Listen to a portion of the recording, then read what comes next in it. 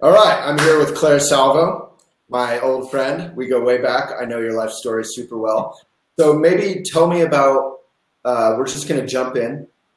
Tell me about you have this delightful notion of that a very unconventional and kind of almost spontaneous career path can be a good thing. Maybe tell me a little bit about your particular path. Definitely. So when I applied to college, I didn't know what I wanted to do. And I remember getting to school and looking through the list of majors and thinking, I don't want to do any of these things. So I switched into the communications program at NYU, which just felt really general and relevant, like I could apply it to anything. But I still didn't have a career in mind. I couldn't think of a job title that suited me or that I really wanted to pursue or follow these kind of linear steps to achieve. I'd always been an artist. I'd always made things, but I didn't go to art school because I felt like I would be kind of boxed in, or I might lose the passion for it if I had to do it. Yeah. So when I got to NYU, I started dabbling in music. I had just, I think because of my social group, I had friends who were coming home late at night and rapping, and I thought, oh, that looks interesting. I'm going to try producing. And I just started producing music, and then I also got a job as an intern at a management company. So yeah, that's our paths diverged, but I went to school for communication, and I was an artist, but I didn't have the guts to like do art because I felt like I'd get boxed in and start doing stuff for commission and wouldn't love it. But then you did something much more fun than what I went on to do. So then what happened? And tell us a bit about that. So my senior year of college, I was working at a music management company, and I met a girl who was about a year older than me. She had grown up near me in Pennsylvania, but gone to school in Miami and just moved to New York City to start a job at Columbia Records. And we met because we had a band in common. One of the bands that my company helped manage and I did day-to-day stuff for, she was doing digital marketing for at Columbia Records. So we met, we started chatting and discovered we had this shared interest in making music. And we didn't think a whole lot of it. I mean, beyond like, let's just make something and see what happens. It was not this meditated or premeditated, we're going to brand ourselves. We're going to go out and try to play rooms that are this big or get this many streams or walk red carpets and this whole thing. We really just did it for fun. And about a year and a half later, we ended up quitting our day jobs because our travel schedules were too difficult to manage alongside our work schedules. And we felt like we couldn't give ourselves fully to the music. So we produced, we DJ'd, we started traveling all over, and we ended up doing this for 5 years. Sounds like a wild time, and also I would think that would be exhausting. 5 years is probably a long time, right? It was tiring. I think comparatively speaking, other DJs have much more rigorous travel schedules. Our routing never made sense. We were never on a proper tour where it's like we're going from one city to the next city to the next city. It was always going somewhere far, flying back to New York, going somewhere far, flying back to New York. It never made sense. We did whatever came in and what interested us. So it was tiring. Yeah, but that sounds a little bit more like you had a home base and you were a little more sustainable about it, maybe. Yeah, we did. And we always were so excited to come back to New York. So I really want to encourage everyone who's watching. Claire and I are going to talk about some pretty interesting things. Ask questions, say where you're from. The more questions you ask, I'll ask them. So Claire, I love that you said it wasn't premeditated. You weren't trying to brand yourselves and the kind of behavior we see all the time on Instagram now, which is fine. It's neither here nor there, or it's both. But you kind of just followed what was fun, your friendship and your colleagueship and your delight. And then at what point did you kind of get back into your art? Because that's what you're doing full time now, right? Right. Or nearly full time, yeah. Yeah. So this DJ project went on for 5 years, and it came to an end in November of 2015. At that point, I think both of us were ready to pursue individual things. Our musical tastes had changed, and the scene itself had really changed, and we felt like we had kind of aged out of it, or we weren't keeping up, which sounds weird to say because we were only 26 and 27 at that time. Right. But at that point, every fraternity had an 18-year-old kid who was DJing, so it was just kind of a different thing. It's kind of like tennis or something, where if you're 25 or 26, you're like tennis is like the end of, the tail end of most people in a way. Right. You're like old and stodgy and it's time to retire. So we went our separate ways. I stayed in New York for a year after that, at first I tried to DJ by myself, and I discovered pretty quickly that a lot of the appeal was that we were a duo, and personality wise, physicality wise, we were so different that people enjoyed watching us and getting to know us and seeing our personalities work together. So as a solo pursuit, it was much more difficult, I found. And I felt like if I was listening to the universe, I wasn't receiving signs that was my path. I just kept hitting like a brick wall. And pretty soon after I said, okay, I think it's time to stop, pause, and try something else. So in September of 2016, after being in New York for a year, working odd jobs, trying to figure it out, I left the city. I moved home to Pennsylvania to get out from the stress, the fast pace, the rent, all of it, and really just think.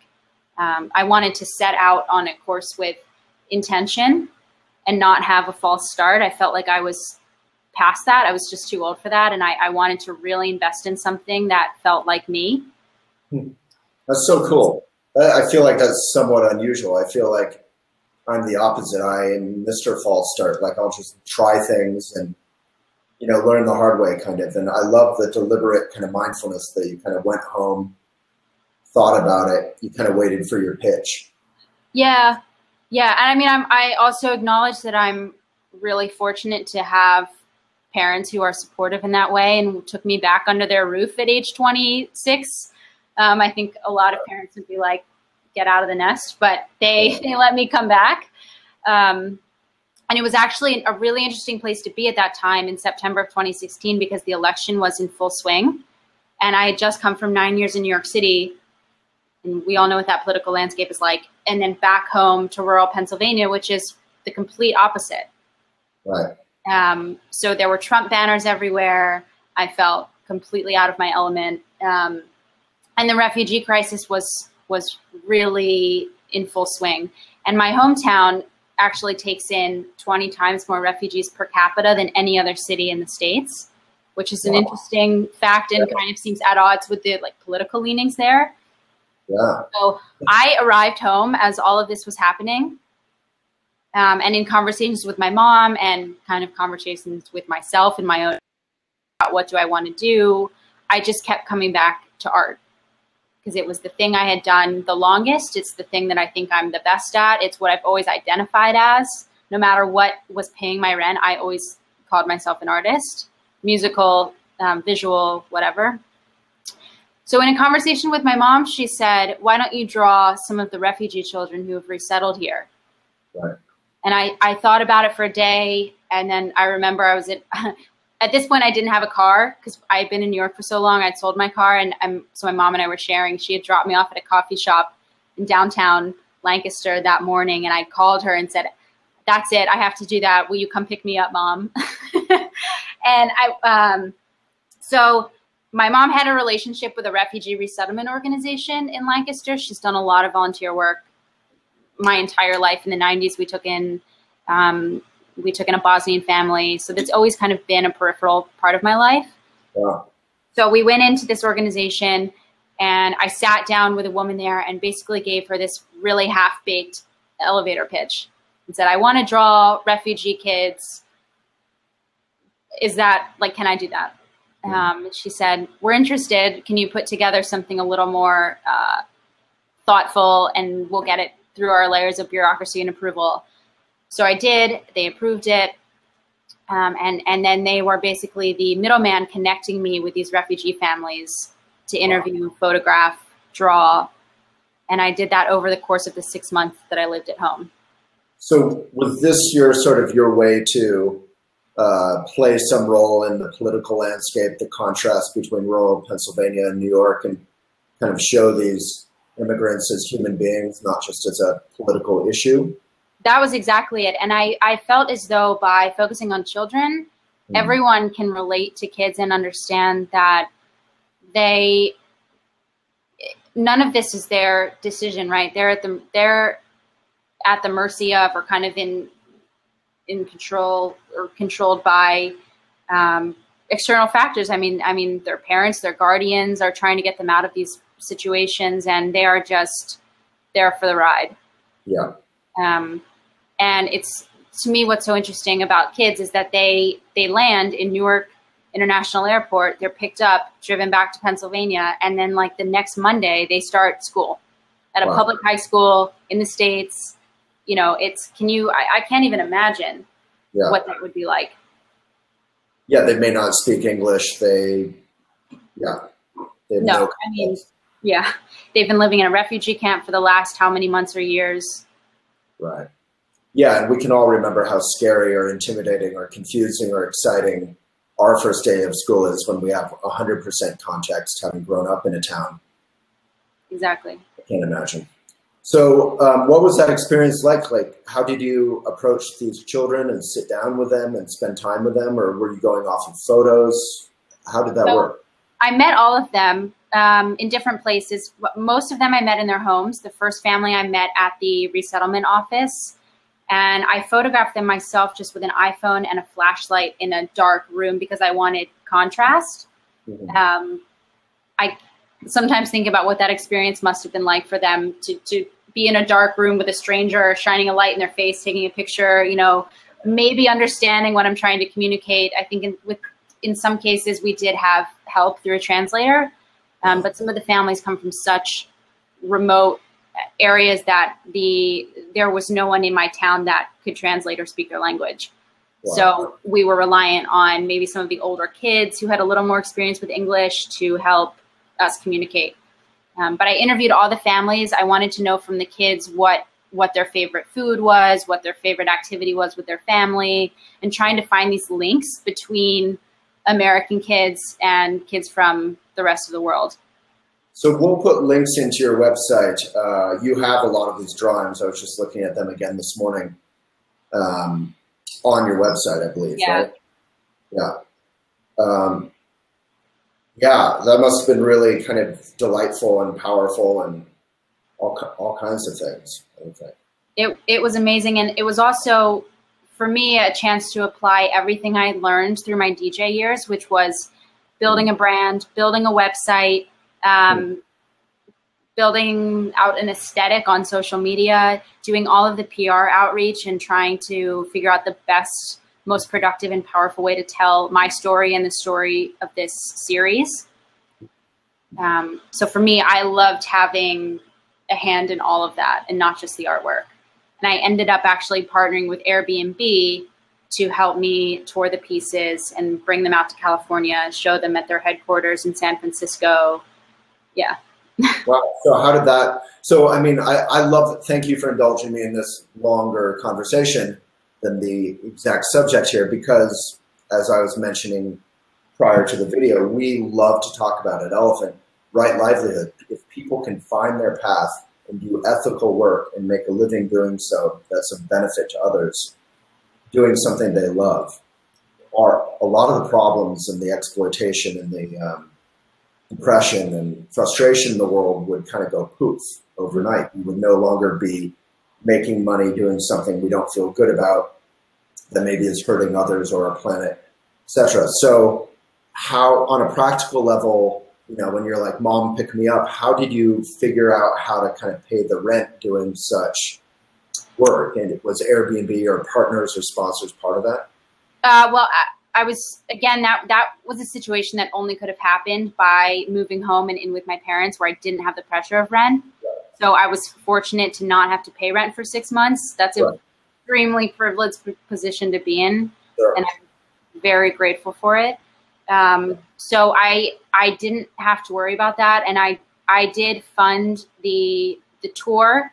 So framing the pieces, getting them scanned. At each exhibit, I bought wine and snacks and that kind of stuff. I paid for all of that out of my savings account. Right.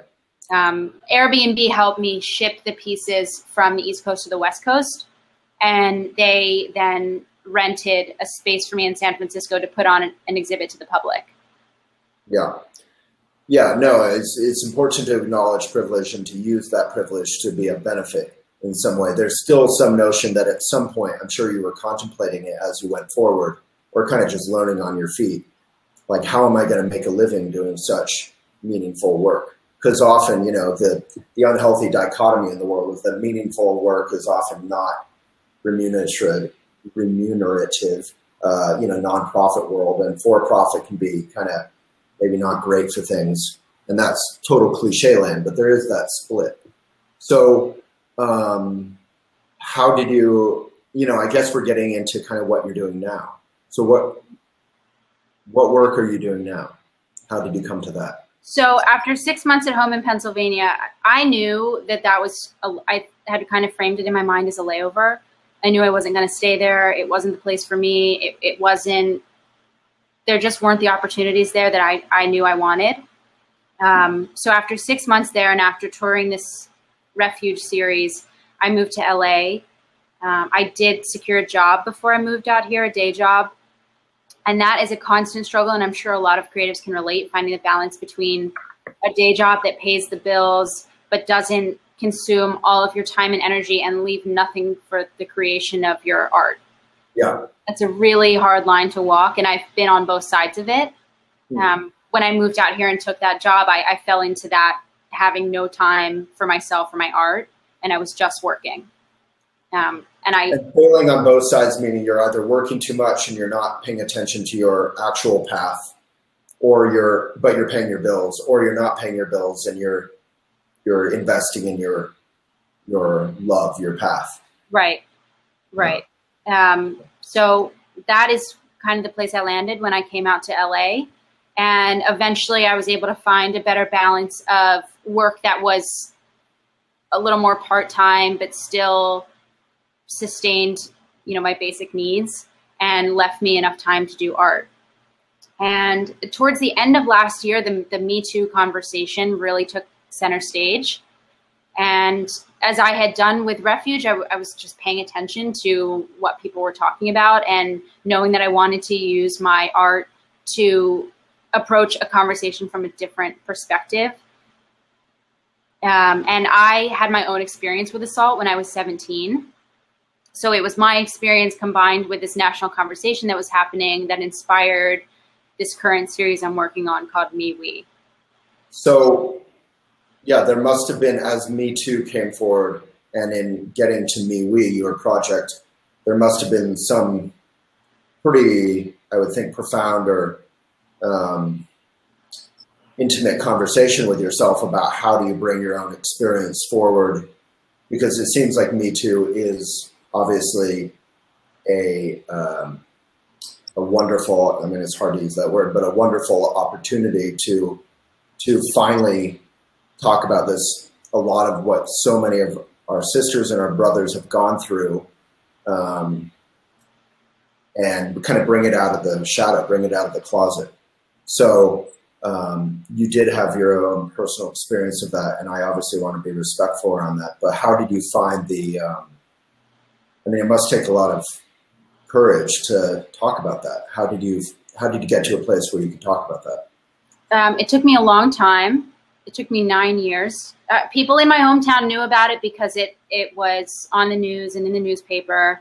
But when I moved away to New York City the following year for college, this happened in my neighborhood when I just started my senior year of high school.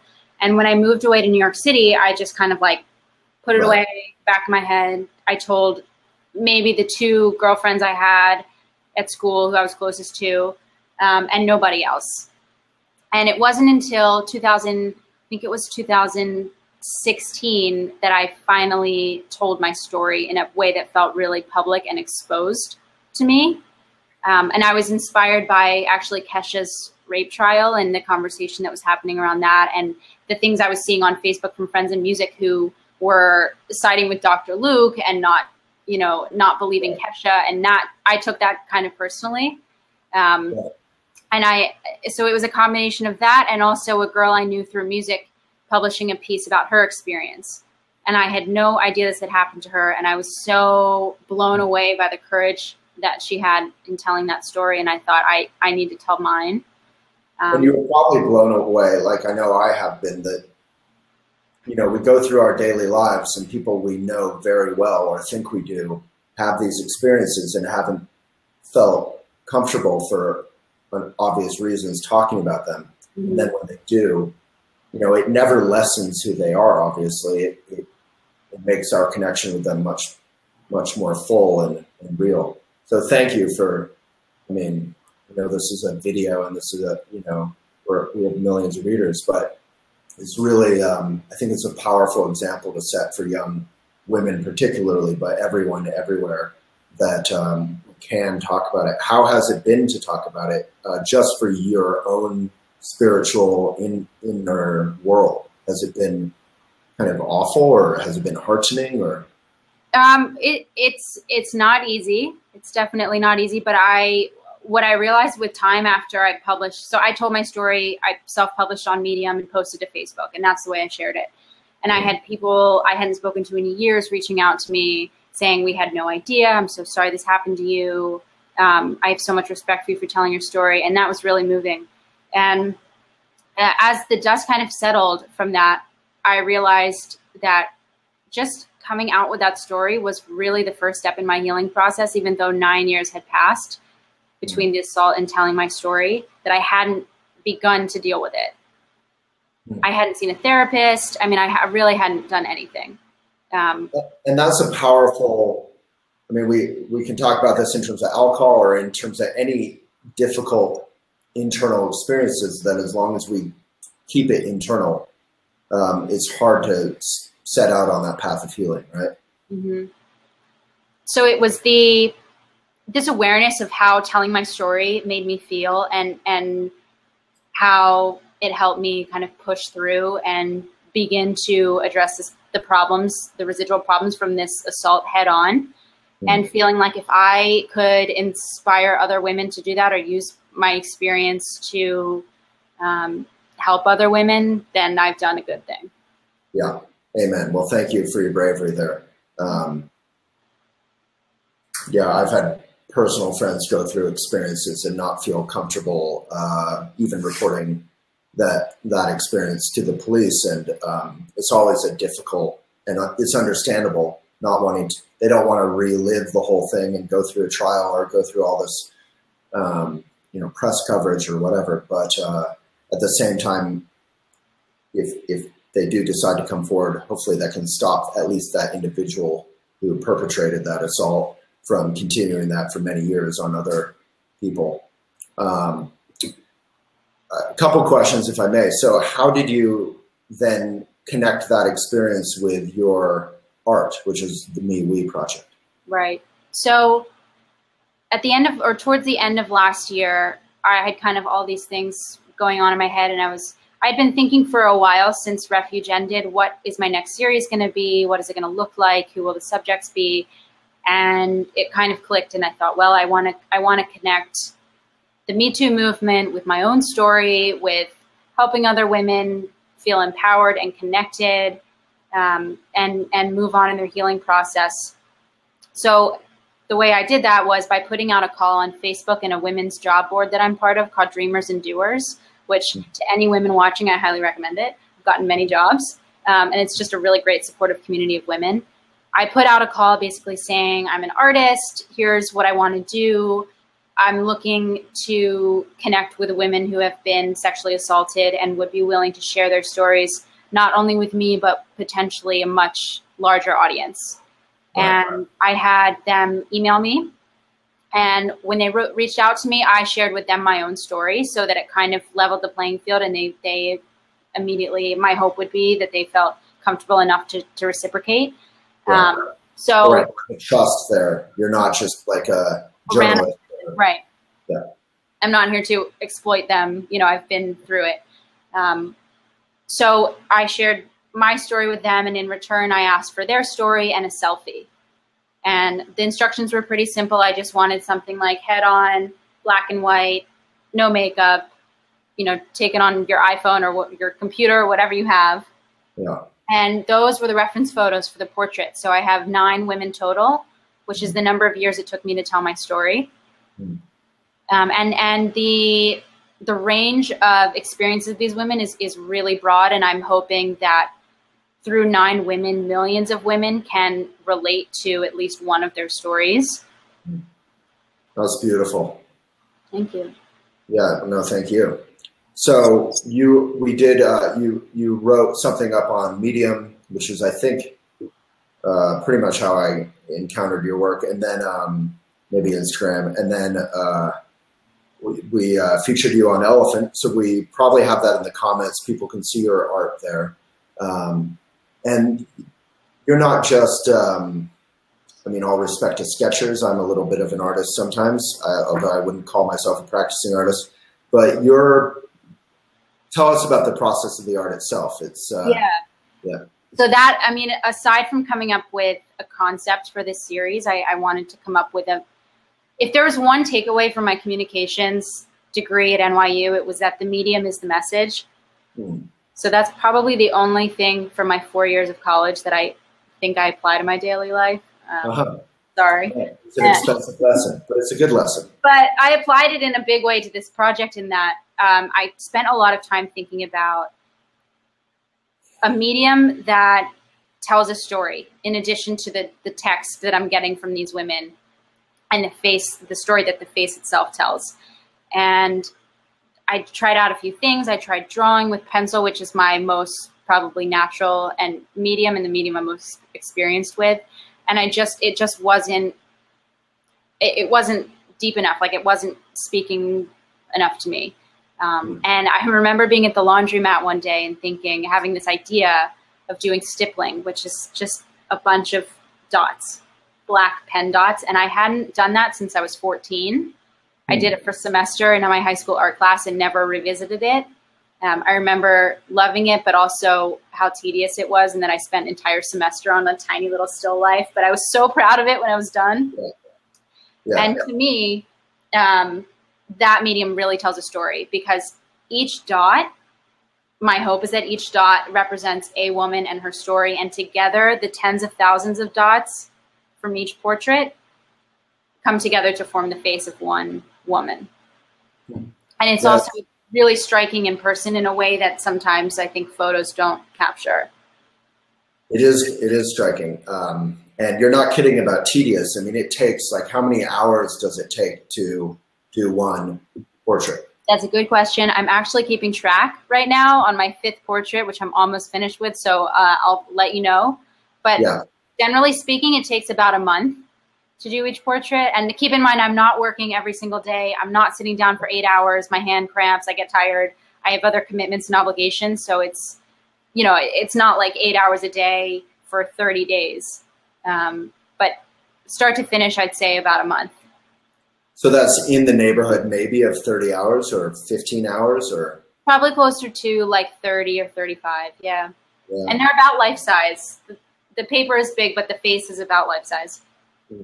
So I mean, the stippling, the intentionality between every dot reminds me, like in the Buddhist tradition, you know, sweeping with a broom can be your meditation, your mantra, or in calligraphy, you know, every single stroke has a lot of intention behind it. So that is pretty, I think it's auspicious that that's the form you landed on, and it's certainly working.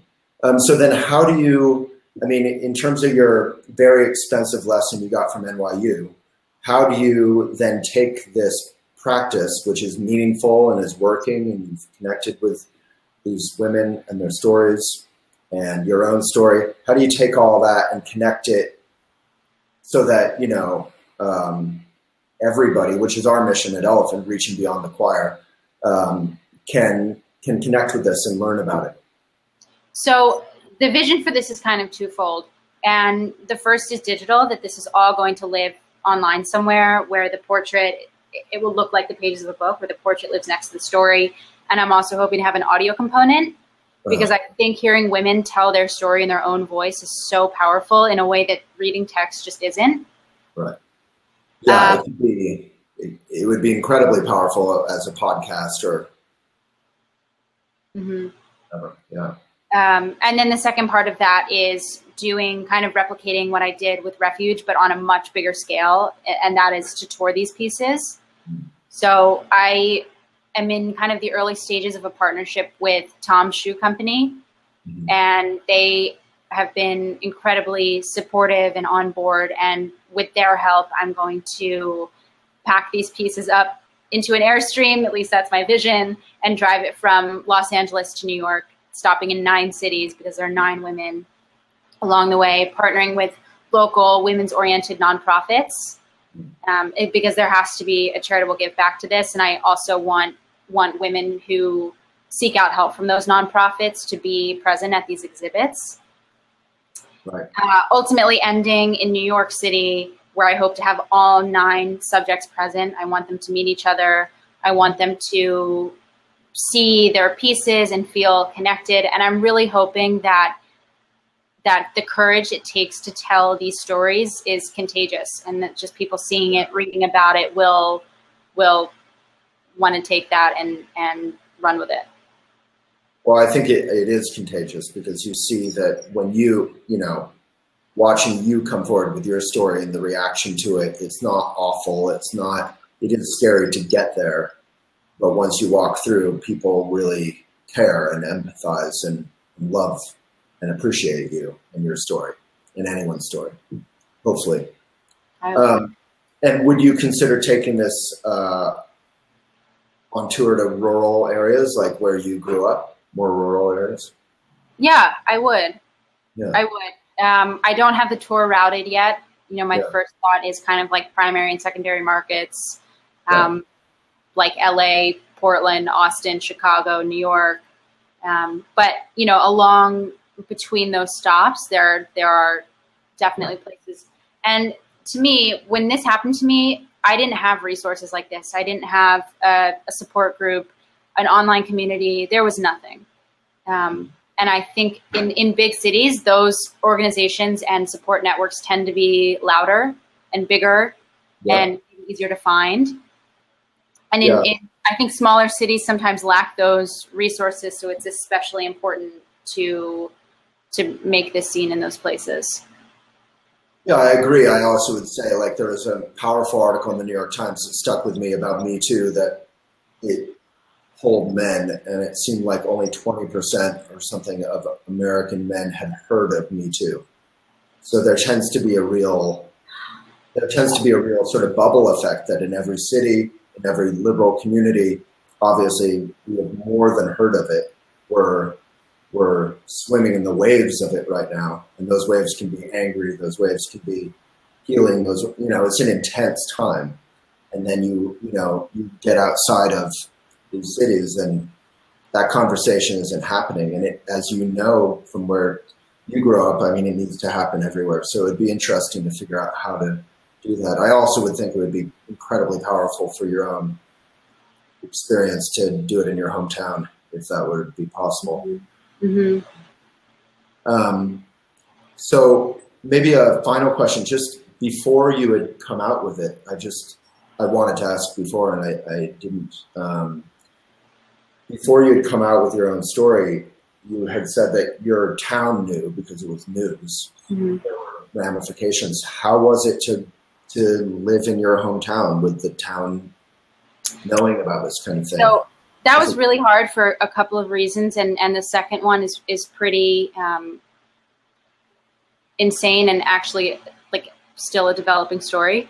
But first of all, it happened in front of my friend's house. So this is like 3 houses down from my house. So every time I'd walk out my front door, I'd see it. I mean, I couldn't run and hide. All I wanted to do was leave. And when I got the opportunity to go to NYU, I was like, see ya, never coming home. I've had to face this every day of my life for the last year, and I'm done. The other part of that is that my dad, I remember this happening. He sat on a like neighborhood kind of council meeting and tried to push for the installation of streetlights, and it was turned down for aesthetic reasons, which really hurt my feelings. Yeah. And so, yeah, it was news, and it actually has all resurfaced for me. The composite sketch, the news articles in the last 2 months or so, because there was a cold case in my hometown from 1992. And a teacher at my elementary school, this is 2 years before I started there, but it was kind of like town legend. I knew of it. She was raped and murdered at her apartment. She was, I think, 25 or 26 years old, and nobody ever found out who did it. I mean, she was just riddled with DNA evidence, but they ran it through the system. There were no matches, so it just kind of sat unsolved for until last month, literally last month. And my first grade teacher took over her classroom. So my first grade teacher and I were really close, and we're connected on Facebook. And I woke up the other morning, maybe 2 months ago, and saw her post something that said, "There's finally been an arrest in the rape and murder of this teacher. I'm so happy for her family. Finally, justice and closure." And in looking at the pictures of him, I thought to myself, he looks a lot like my assaulter. And my guy was never caught. I didn't know him. I sat through lineup after lineup and never identified him.